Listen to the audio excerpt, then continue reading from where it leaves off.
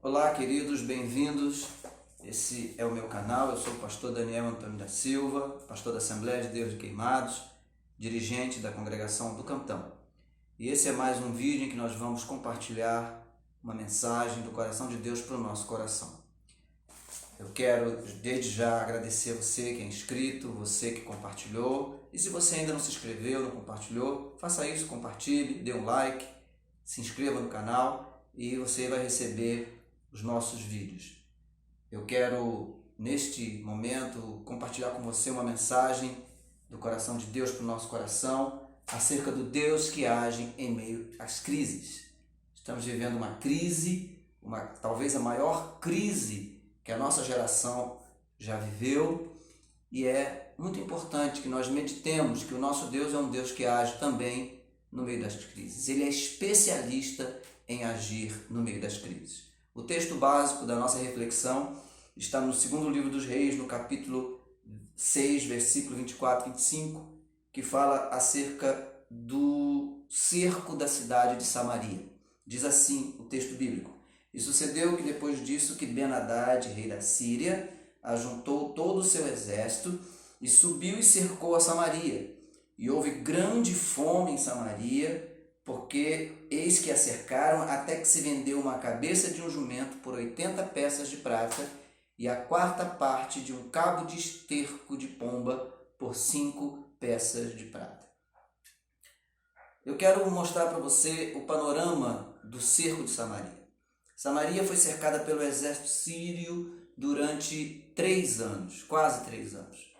E, num primeiro momento, a cidade não sentiu muito isso. Era uma cidade fortificada, cercada por muros, no alto de uma colina. Eles estavam muito seguros e eles apostaram que o exército sírio ia se cansar e ir embora. Só que o tempo foi passando, a crise foi piorando e começou a ocorrer a fome, a falta de mantimentos. Ninguém entrava, ninguém saía da cidade. E começa a haver o desespero. Desespero tal que eles chegaram a ponto de praticar o canibalismo, porque não havia mais comida. E o rei da cidade, o rei de Samaria, quando confrontado com essa situação de canibalismo, ele rasga suas vestes, mas não como um sinal de humilhação. Ele rasga suas vestes como um sinal de indignação e ele procura um culpado. E o culpado, no caso, era o profeta Eliseu. É interessante as lições que nós podemos tirar. Primeiro, que este cerco de Samaria era um juízo de Deus contra aquela cidade. Capital do Reino do Norte, uma cidade idólatra, uma cidade pecaminosa, e o juízo de Deus previsto por vários profetas estava acontecendo naquele momento.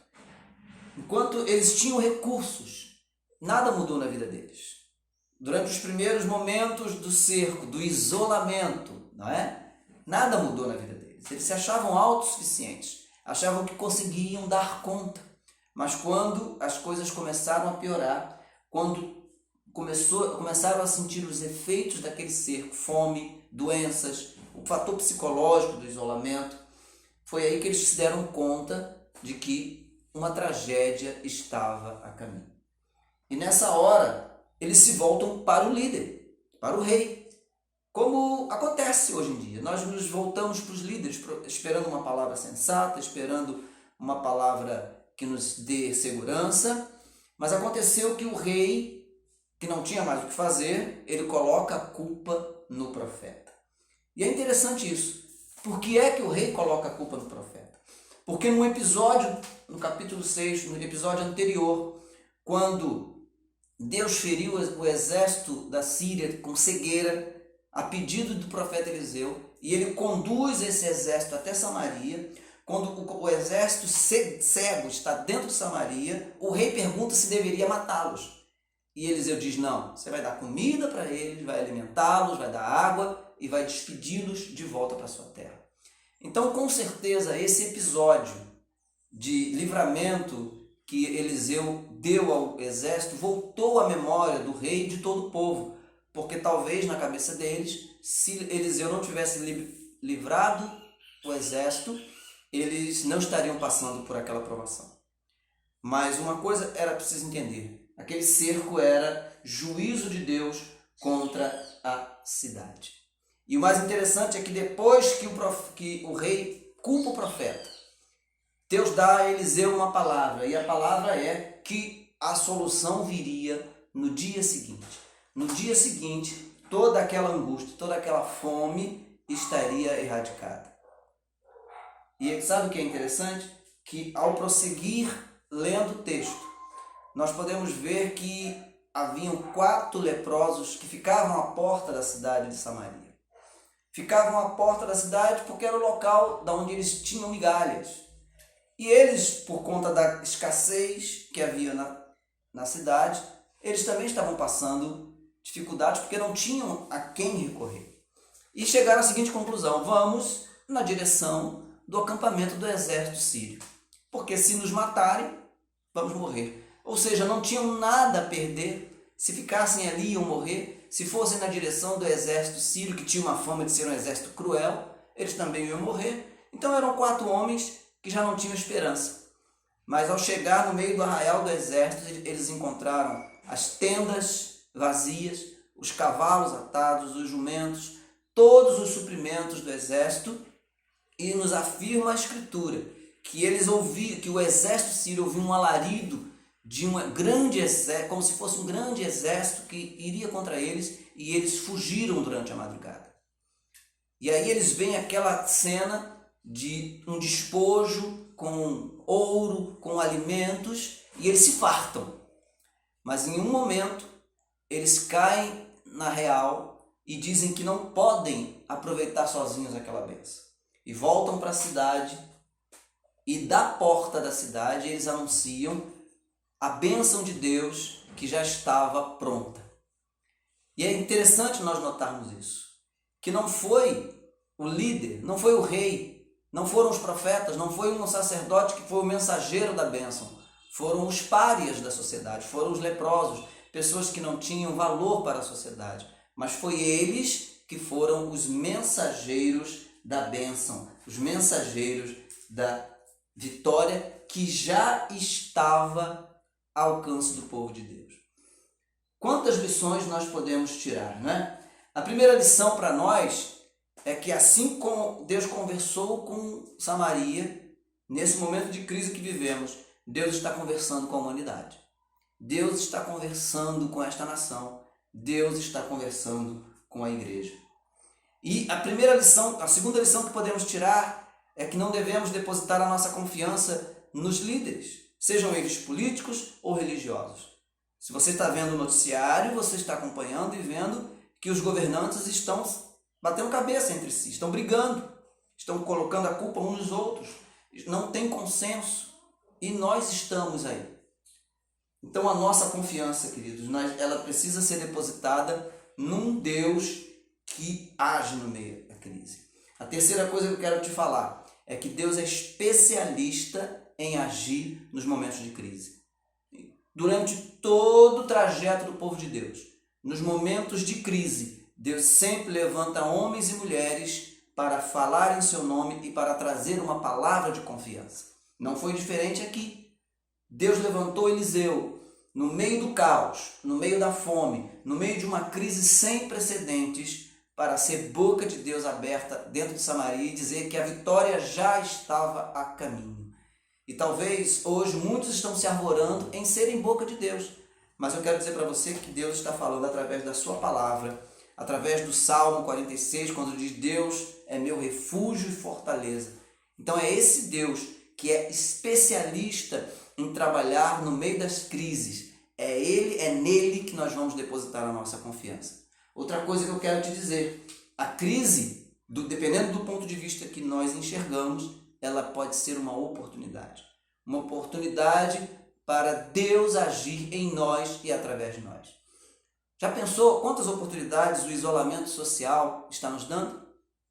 Oportunidade de refazermos laços, oportunidade de apresentarmos aos nossos familiares, nos aproximarmos, pais se aproximando de filhos, filhos se aproximando de pais, irmãos se aproximando. Que oportunidade linda que temos de estreitarmos os nossos laços familiares.